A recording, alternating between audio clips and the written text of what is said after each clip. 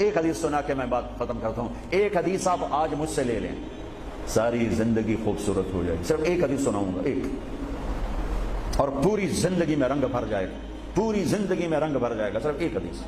میرے نبی نے فرمایا اربع اذا كانت فيك لا يضرك ما فاتك من الدنيا اربع من كن فيه ما ضره ما فاته من الدنيا. میرے نبی نے فرمایا چار باتیں مجھ سے لے لو. چلی نہیں, چار. سوکھا کام ہے. فرمایا میرے نبی نے صرف چار گلاں میرے کو لے لو تو موجاں کرو ویملے وچ بھی تے جنت وچ. صرف چار, 400 نہیں, 4000 نہیں, 50 نہیں, 100 نہیں, 10 نہیں, 4.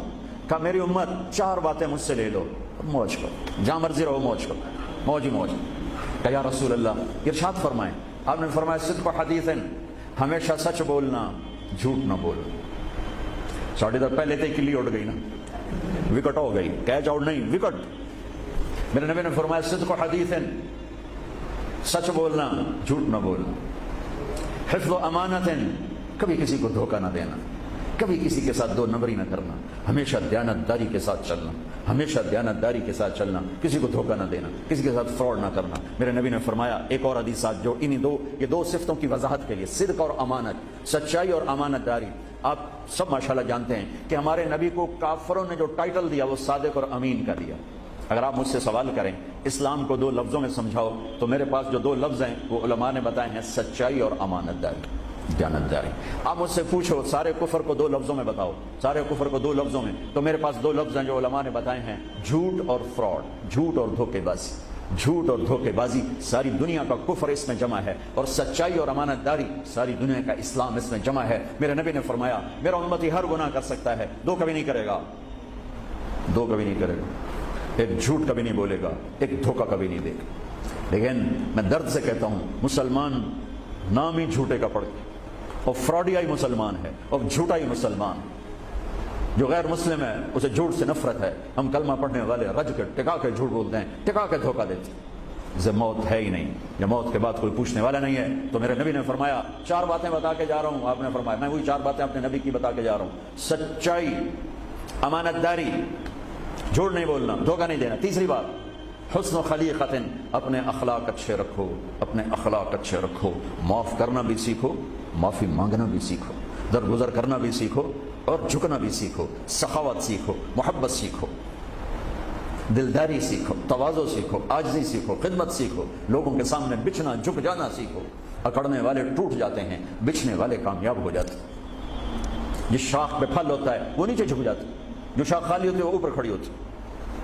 تو تیسری بات فرمائی اخلاق ٹھیک کرو. سارے اخلاق کا ایک جملہ بتا دیتا ہوں, سارے اخلاق کا ایک جملہ بتا دیتا ہوں. میرے نبی کا فرمان احسن الی من اساء الیک, جو تمہارے ساتھ برا سلوک کرے تم اس کے ساتھ اچھا کرو.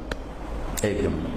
برے کے ساتھ برا بننا یہ کون سی بڑی بات ہے؟ جو تمہیں پوچھتا نہیں اس سے پوچھو, جو تمہیں دیتا نہیں اس سے دو, جو تمہیں بد دعا دیتا ہے اس سے دعا دو, جو تمہاری غیبت کرتا ہے تم اس کو دعا دو, جو تمہاری برائی کرے تم اس کی تعریف کرو. پھر دیکھو اللہ کا غیبی نظام کیسے آپ کو ہوا میں اٹھاتا ہے, اڑاتا. تو تیسری بات میرے نبی نے فرمائی اخلاق اچھے کر لو.